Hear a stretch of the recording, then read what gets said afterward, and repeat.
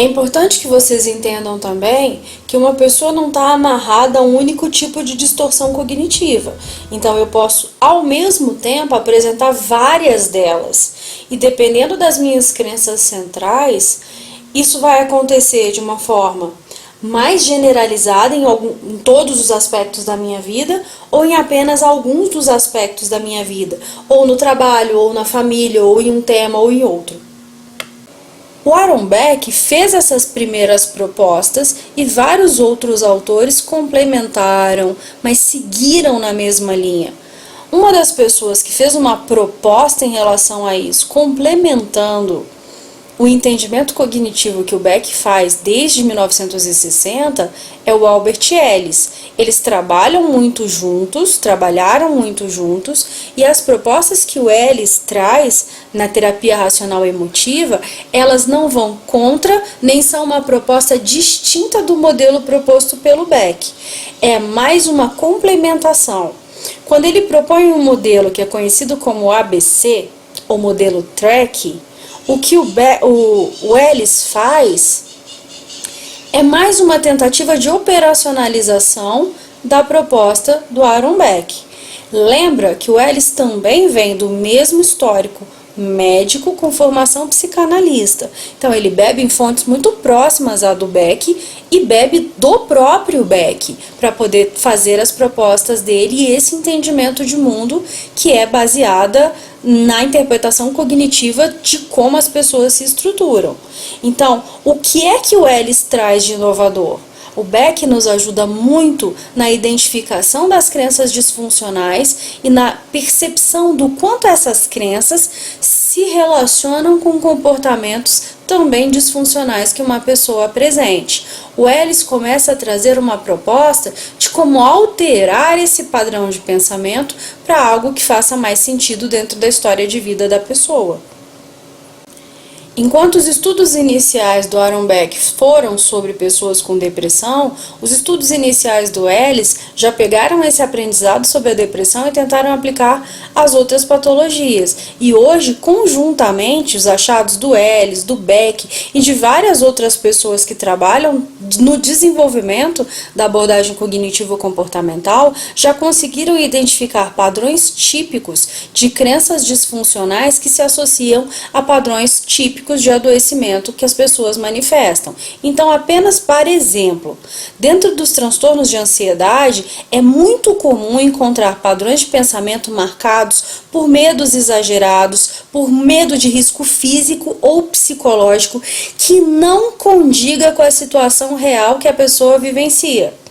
São antecipações de possibilidades muito negativas que colocam você em maior risco. Então, é muito frequente encontrar ideação em si, é muito frequente encontrar catastrofização, é muito frequente encontrar mesclas desses padrões e somada a outros padrões também. Quando eu falo de transtornos alimentares, é muito frequente você encontrar um medo descontrolado de não ser fisicamente atraente, porque a sua comparação é com um padrão completamente irrealista e o seu foco, o seu objetivo é um objetivo da ordem do inalcançável.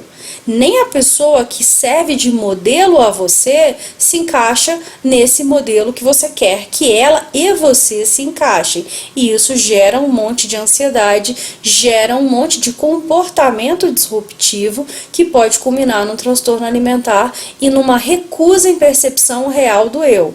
E aí vocês encontram pessoas com características dismórficas, pessoas que não têm aceitação do próprio corpo, pessoas que têm problemas em relação a serem vistas como bonitas ou feias, ou magras, ou gordas, ou baixas ou altas, porque aquilo não encaixa no padrão de como ela deveria ser, do que é uma pessoa de sucesso e várias outras crenças disfuncionais que ela constrói para si mesma. No caso da hipocondria, você encontra preocupações e antecipações muito sérias em relação a uma condição física, médica, inexistente. Então, de novo, a pessoa está antecipando as piores consequências possíveis e encontrando, fazendo uso de um filtro negativo somente aspectos que corroboram com a crença da existência da doença. Tudo que contraria a existência da doença é ignorado por aquela pessoa para que ela consiga manter um padrão hipocondríaco. No caso da dor crônica, a sensação de dor é insuportável e existe uma impotência em controlar essa dor. E a interpretação feita então é que você está numa situação de desamparo, que você não tem potencial nenhum e que todas as suas possibilidades acabaram. Você vive na vitimização, você vive no deveria.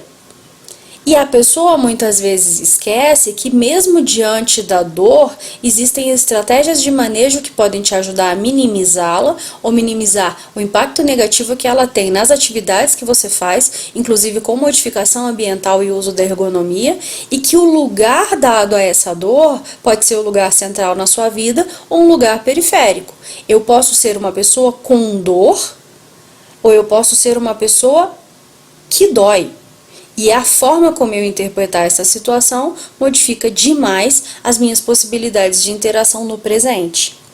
No caso da depressão, como já dito, uma visão muito negativa de si mesmo, do mundo e especialmente do futuro.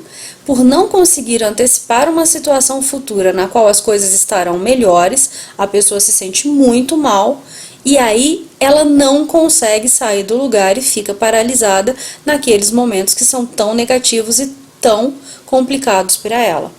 Então essas são algumas das crenças intermediárias disfuncionais já identificadas como relacionadas a transtornos específicos também de ordem emocional ou comportamental. Existem várias outras, isso foi só um exemplo para que vocês entendam melhor como um clínico que atua nessa linha vai tentar entender a presença de um desses diagnósticos na sua vida.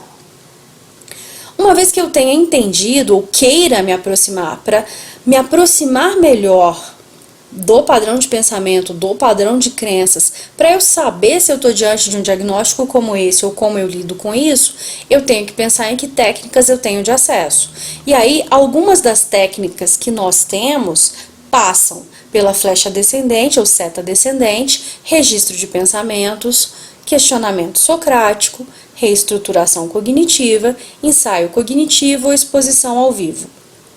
Eu já pontuei brevemente para vocês sobre a flecha descendente ou seta descendente, que pode ser extremamente pertinente para a montagem desse caso e interpretação dessas possíveis relações entre os comportamentos que eu vejo, as crenças que eu consigo perceber e a presença ou não de uma crença nuclear ou de um transtorno específico mais relacionado com o padrão de pensamentos que eu vejo. As outras técnicas vão no mesmo sentido de me ajudar a lidar, identificando os padrões, mostrando tais padrões para o meu cliente e ajudando esse cliente a perceber se esses padrões são realistas ou não, ou que benefícios eles trazem para a forma como ele lida com o mundo, com a vida e com as outras pessoas. Técnica da seta ou flecha descendente. Essa é uma técnica de organização de informações. Então você cria literalmente um fluxograma, um diagrama de informações contendo aquilo que você já sabe, que você já conseguiu apreender, suas hipóteses sobre o que está acontecendo ali e as possíveis relações daquelas falas, daqueles comportamentos, daquelas atitudes compensatórias com possíveis crenças intermediárias e crenças centrais. Então, essa é uma técnica que auxilia os profissionais a identificar com o que eles estão lidando, a fechar a conceituação cognitiva do caso, mas também pode ser usada com o cliente para mostrar a esse cliente a sua linha de raciocínio e checar junto com ele se aquilo está fazendo sentido ou não, se ele consegue lidar com aquela possibilidade ou não. Se você vai mostrar isso para um cliente, se você vai usar simplesmente para você, ou qualquer outra possibilidade nesse meio termo, por exemplo, mostrar uma das relações que você conseguiu estabelecer e não mostrar todas, isso é uma decisão que só cabe ao clínico e ele só tem como tomar essa decisão com cada cliente individual, considerando o histórico de vida daquele cliente, considerando o que levou o cliente a procurá-lo, considerando o quanto ele entende que aquele cliente tem uma capacidade de abstração e de interpretação do que está sendo dito a ele. A flecha descendente ocupa dentro da cognitivo-comportamental o mesmo papel que a análise funcional ocupa dentro da análise do comportamento. É uma forma do clínico conseguir organizar suas informações, saber o que ele já tem como informações nos vários níveis de interesse, tanto sentimentos quanto pensamentos automáticos, quanto crenças intermediárias, e ver como é que isso pode ajudá-lo a chegar mais próximo das crenças centrais. Só que tem uma diferença. Na técnica da análise funcional usada dentro da análise do comportamento, para aí a utilidade dessa função. Acabou aí. Ajuda o técnico a entender qual é o caso que ele está conduzindo.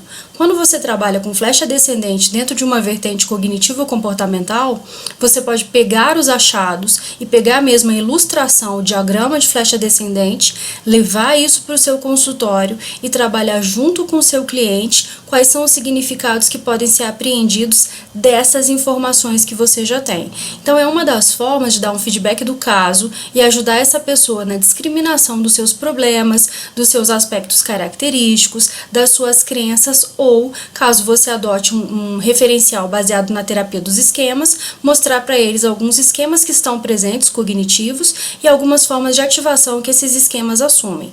É uma técnica extremamente pertinente para quem trabalha com cognitivo comportamental. Então, essa é uma técnica que sempre vai ser usada pelo profissional para ajudá-lo a entender o caso, mas nem sempre vai ser usada com o cliente diretamente, porque isso vai depender de vários aspectos do cliente e da relação terapeuta-cliente que não tem como ser antecipados e não tem como ser generalizado para todo mundo. Só para um exemplo, essa semana alguns estudantes me perguntaram se eu estou atendendo uma criança e identifico que essa criança tem um potencial diagnóstico, sei lá, de TDAH ou de dislexia, eu sempre vou contar aos pais? E a minha resposta para eles foi: o que vocês conseguem apreender da relação dessa criança com seus pais e da forma como todos eles estruturam o funcionamento cognitivo? Porque se esses forem pais que, diante de um diagnóstico de uma determinada patologia, vão buscar os meios para ajudar seu filho, vão tentar compensar as dificuldades que vêm atreladas a esse diagnóstico, de forma que essa criança consiga se desenvolver, vão buscar conhecimento sobre a patologia de forma a não superproteger e nem punir, o diagnóstico, informar o diagnóstico a eles, pode ser uma das coisas mais úteis que você já fez na vida. Mas se a estruturação dessa família for de uma família que, se ela tem um diagnóstico, esse diagnóstico vai receber toda a culpabilização por qualquer disfuncionalidade que apresente, eximindo desses pais ou dessa criança a necessidade de uma alteração na rotina, nos pensamentos, na forma de lidar deles, ou se pelo contrário a criança vai ser vitimizada ou massacrada, super protegida ou deixada de lado diante de um diagnóstico, eu não vejo a necessidade de comunicar um diagnóstico. Você passa a orientar os pais no sentido dos comportamentos que a criança apresenta, mas sem nomear aquilo com uma nosografia específica. Ou seja, eu falo de impulsividade, eu falo de correção, eu falo de desatenção, mas o termo TDAH nunca fará parte da minha fala na minha interação com os pais, porque isso seria prejudicial para o caso que eu estou conduzindo e não favoreceria em nada a colaboração desses pais. Então, essa é uma decisão que só tem como ser tomada caso a caso. Mas, para saber melhor qual decisão é a correta, a flecha descendente pode ser extremamente útil para mim. E por que ela é útil? Porque quando a pessoa traz para mim em consultório, em suas falas, alguns padrões, ou ela me traz vários tipos de fala, eu tenho que identificar os padrões. E esses padrões vão aparecendo na junção das informações. Então, por exemplo, se uma pessoa começa a me trazer falas como: acho que a Márcia não gosta de mim, eu posso construir perguntas. E aí eu já envolvo o questionamento socrático ao fazer isso, porque as técnicas também não trabalham de forma independente, elas trabalham de forma integrada ou com casamento de várias delas ao mesmo tempo ou sucessivamente. Eu posso, nesse momento, começar a construir um contexto que teria dado margem à verbalização daquele pensamento. Então, perguntas como: o que aconteceu para você ter pensado isso? Existem outros momentos em que a sua relação com essa Márcia já te deram margem a que você pensasse que ela não gosta de você? Você já viu essa pessoa agindo assim com outras pessoas? E supondo que você esteja correto, o que é tão ruim para você no fato de a Márcia não gostar de você? Pela resposta que a pessoa me traz a essas perguntas que eu conduzi, eu vou me aproximar de uma crença intermediária, uma regra que ela tem sobre ela ou sobre a relação dela com o mundo, que me ajude a explicar por que aquela fala foi selecionada e não qualquer outra. Então, uma possibilidade seria essa: sempre que eu me aproximo, as pessoas não gostam de mim. Por que isso é uma crença intermediária? Porque isso diz algo desta pessoa. As regras que nós construímos, elas são construídas e criadas a partir da nossa perspectiva. Então, todas as vezes que um clínico vai avaliar, ele tem que avaliar o que aquilo diz, aquela fala, ou aquela vivência, ou aquela experiência, diz sobre o cliente dele, e não sobre a Márcia, e não sobre qualquer outra pessoa envolvida naquela situação. Você pode até precisar, no momento futuro, ajudar o seu cliente a diferenciar exatamente isso. O que é da Márcia, responsabilidade dela, devolva a ela. O que é seu, responsabilidade sua, fique com você. Altere ou não, de acordo com o que isso tem trazido para a sua vida. Mas a primeira aproximação sobre a regra, ela sempre dirá algo do seu cliente. E lá no fundo, o receio do seu cliente pode não ser a Márcia não gostar dele, e sim ele ter uma crença central de que ninguém vai gostar dele nunca, porque ele não merece ser gostado, porque ele é uma pessoa desagradável. E aí, quando eu tento organizar essas informações, não de forma isolada, mas entendendo que elas são um crescente, um caminho que chega a essa crença nuclear mais arraigada, qualquer uma das falas que o cliente me apresente pode ser organizado dentro desse meu fluxograma e servir para aumentar a chance que eu esteja no caminho correto ou me dar novos indicativos de que eu devo mudar a minha interpretação do que está acontecendo ali. Então, eu faço como clínica o uso da seta descendente como uma maneira de não deixar que os meus pensamentos automáticos e as minhas crenças intermediárias sobre a leitura da realidade que está à minha frente aconteçam descontextualizadas. Elas têm uma amarração no mundo real que vem das falas do cliente, da sistematização disso dentro de uma técnica organizada, que é a técnica da flecha descendente. Lembram do diagrama de conceituação cognitiva que nós conversamos no outro momento? Esse diagrama é pensado em forma de seta descendente, só que você começa preenchendo de baixo para cima. Por que então é flecha descendente? Porque dentro do modelo cognitivo se acredita que mesmo esses comportamentos emergentes que eu vejo com maior facilidade, que vão estar na parte de baixo da folha, eles têm um motivo para estar ali. E esse motivo vem exatamente das crenças centrais que foram construídas ao longo do histórico de vida daquela pessoa, que vão estar no começo da folha. Então todo o resto depende dessas crenças nucleares. Mas como elas são mais difíceis de conseguir localizar, de ter acesso, eu trabalho com as informações que chegam a mim numa tentativa de aproximação.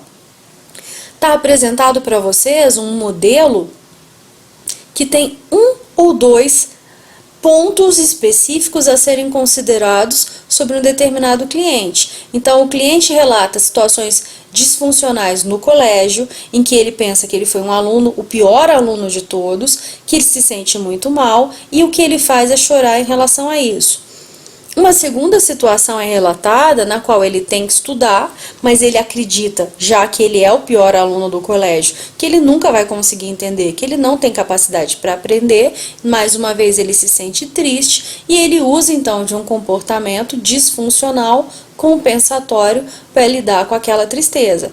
Ele larga o estudo no meio e vai fazer uma outra coisa, que no caso desse cliente, que é um cliente relatado no livro da Judith Beck, Terapia Cognitiva, ele larga o estudo e vai beber. Essas estratégias compensatórias dele podem ser nomeadas como estratégias de fuga, no caso para o uso da bebida. Por que é fuga e não é esquiva? Porque ele só vai beber depois de ter começado a estudar, e aí o pensamento se torna muito forte que ele não vai aprender, e aí ele não consegue mais lidar com aquela situação de uma maneira positiva, e ele busca uma estratégia compensatória para isso, que no caso dessa pessoa foi uma estratégia disfuncional.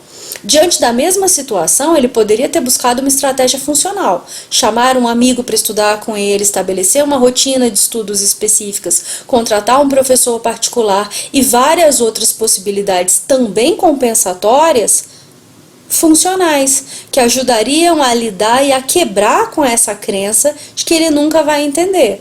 Mas ele optou por uma que mantém a crença existindo, porque se ele não estuda e sai para beber, a chance de fato ter dificuldade para acompanhar e entender o que ele deveria estudar aumenta substancialmente. Se você fosse pensar em um padrão de regra, em um padrão de crença intermediária, a crença pode ser: eu não consigo porque eu não me esforço o suficiente. E ele ratifica essa crença com o fato de que ele larga as coisas pela metade e ele vai beber. Ou pode criar um padrão de que ele nunca consegue fazer as coisas até o final. Só que quando a gente vai investigar esse tipo de padrão, não é raro que você esbarre em uma crença central de inadequação, de que eu não sei fazer nada direito, de que eu sou incompetente. E aí todo o resto, todas as regras, todas as tentativas ou mesmo as possibilidades compensatórias que eu consigo enxergar, elas vão ser falhas porque eu acho que eu sou falha.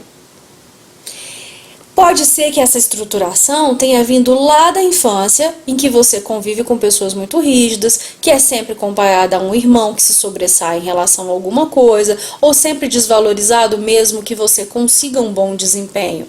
Só que dentro da avaliação cognitiva de um caso, é importante que eu entenda como a crença se estruturou, mas é muito mais importante que eu descubra como eu vou quebrá-la. Como eu vou mostrar para essa pessoa que se ela passar a interpretar diferente aquela situação e a agir diferente em relação a ela, o que pode até mesmo ter sido verdade lá na infância, deixa de ser. E aí a crença de inadequação que ela tem, deixa de dizer respeito a ela. Então, os fatos do passado, eles não são negados, eles são recuperados com muita frequência e eles ajudam bastante a interpretar o que acontece com seu cliente, mas eles não são o foco condutor da terapia, como acontece em algumas outras linhas.